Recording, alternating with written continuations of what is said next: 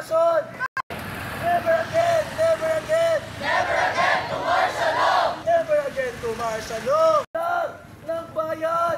Ngayon ay lumalaban. Ngayon ay lumalaban. Iskolar ng bayan. Convict, convict, convict Sara now. Convict, convict, convict Sara now.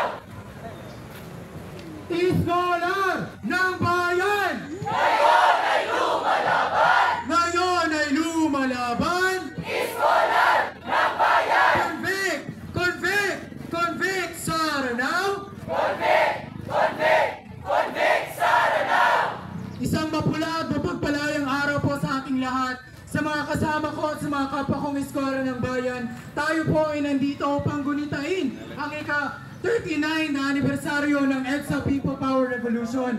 Tayo po ay nagkakaisa upang patambuliin ang panawagan na singilin si Marcos at panagutin si Duterte at tunay na makonvict si Vice President Sara Duterte dahil sa kanyang display of public betrayal of public trust at ang paggamit ng pera ng bayan ay isa itong pinapakita niya na siya ay isang korap na individual na hindi hinuuna ang interes ng taong bayan. Kaya naman, pakinggan po natin ang mula sa Amnesty International upang ipakita at ilantad ang datos noong nangyari noong batas militar.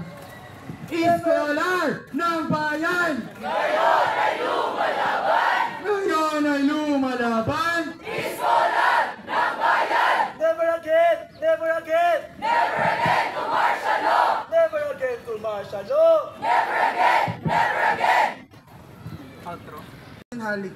Ngayong 2024, habang ang bigas ay lalong nagmamahal at ang sahod ay walang pagunlad sa ilalim ng 6.6 inflation, habang ang mga oligarko at dinastiyang politikal, 70% ng Kongreso ay lalong naghahari. Tanungin natin, anong katarungan ang meron sa magsasakang lubog sa utang? Sa manggagawang alipin? Sa maliit na sahod? O sa aktivistang pinatay dahil sa paninindigan? Sa kasalukuyan, ayon sa Philippine Alliance of Human Rights Advocates, 318 katao ang napatay sa giyera kontra droga mula Enero hanggang Setyembre 2023. Karamihan na mahihirap. Ang Karapatan NGO ay nagtala ng 530 na paglabag sa karapatang pantao noong 2022, kabilang ang illegal na pag-aresto, torture at extrajudicial na pagpatay.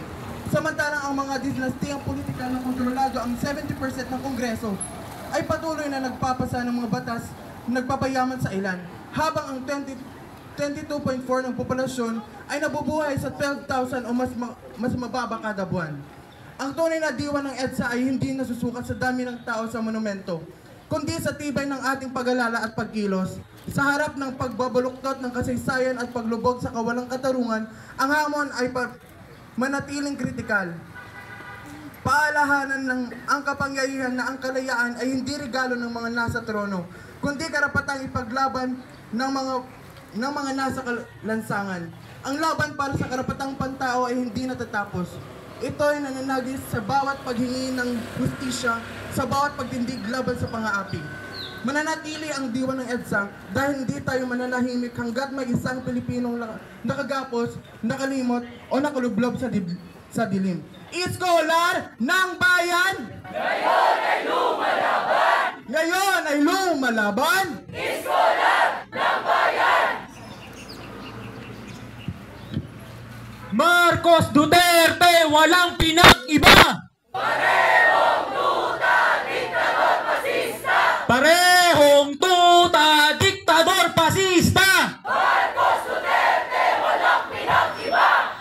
Nakita nga natin kung ilan libo ang mga namatay at inabuso nung panahon ng martial law sa ilalim ni Marcos Sr. Na ipakilala din sa atin kung paano ang pamumuno, ang rehimeng Marcos Sr. ay walang pinag-iba sa rehimeng Marcos Jr. at Sara Duterte. Narinig din natin kung paano ang EDSA 1 ay nagpakita kung paano ang puwersa ng pinagsamang sambayanan, ang puwersa ng mga estudyante at ng malawakang masa ay nagkaisa upang ipatumba ang diktador at pagtagumpayan ang isa sa pinaka-monumental na parte. Tinatawagan po natin ang ating kasama mula sa UP Politicons. Iskolar ng bayan! Ngayon ay lumalaban! Iskolar ng bayan! Marcos Duterte, walang pinag-iba!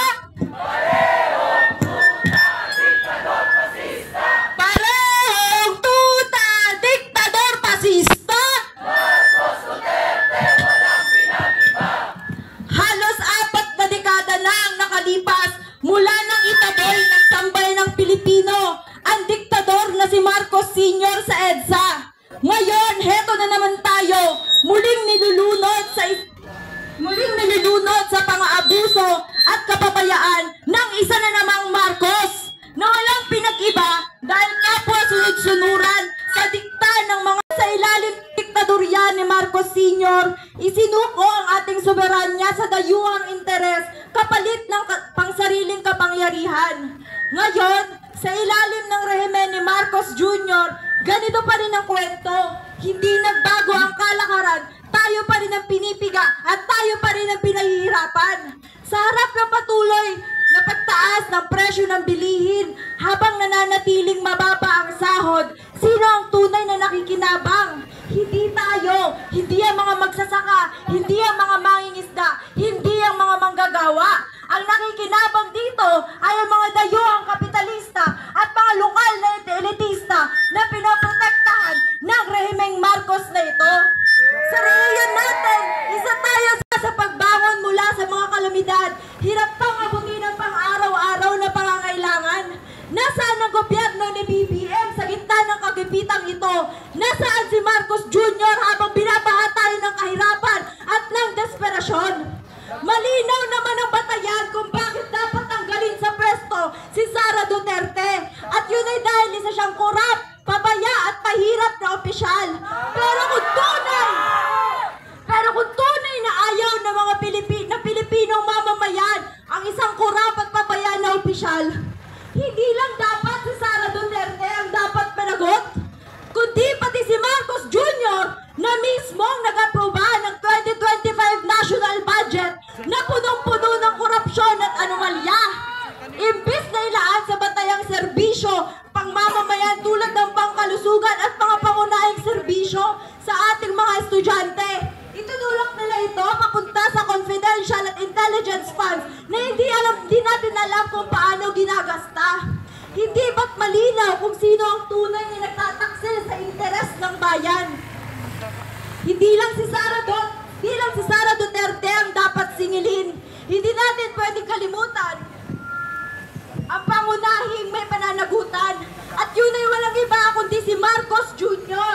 Sa ilalim ng kanyang administrasyon, lalong lumala ang krisis at ang pangako niyang pagbangon, ang 20 pesos na bigas ay nananatiling salita lamang at malinaw na walang konkretong aksyon at miski malasakit ay wala. Kaya naman hindi natin ito pwedeng palampasin. Kailangan patuloy tayong mag-ingay, patuloy tayong kumilos dahil ang ating karanasan dito sa Rehiyon 8 ay salamin ng mas malawak na problemang kinakaharap ng buong bansa. Sa bawat pagtaas ng presyo ng bigas, sa bawat nakarampot na sahod na natatanggap natin, at sa bawat batang hindi makapag-aral dahil sa kakulangan ng suporta, lahat ito ay bahagi ng sistematikong kapabayaan. Kaya't mga kasama, isa lamang po ang ating hiling. Huwag tayong matakot, huwag po tayong magpadala sa kanilang pananakot, sa kanilang mga kasinungalingan at kanilang mga propaganda. Dahil ang ating pong panawagan ay makatarungan. Ang ating pong galit ay may dahilan at makatuwiran. At ang ating paglaban ay hindi lamang para sa atin, kundi para sa susunod na henerasyon, para sa isang bansa na tunay na malaya, makatarungan at makatao.